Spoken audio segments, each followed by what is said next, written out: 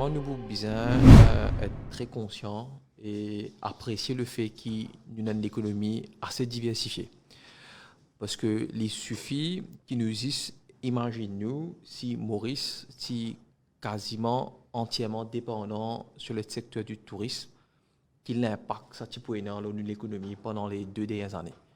Donc, pour commencer, je pense qu'il est bien important qu'il nous fait ressortir que pendant ces 2 ans-là, les secteurs traditionnels comme l'agriculture, le textile, le manufacturier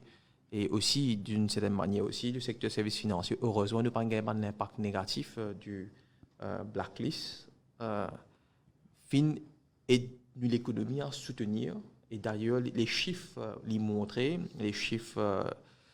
du Statistics Mauritius démontraient effectivement que dans tout les secteurs, nous sommes capables d'une décroissance, mais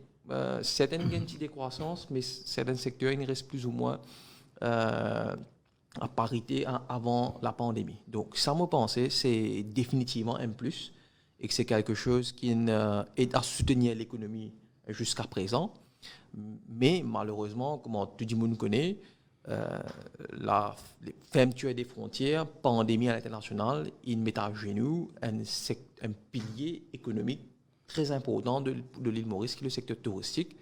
et que ça, secteur-là, est vraiment tributaire de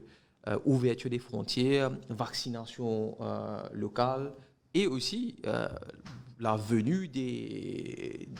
touristes sur le sol mauricien. Donc, pour moi, je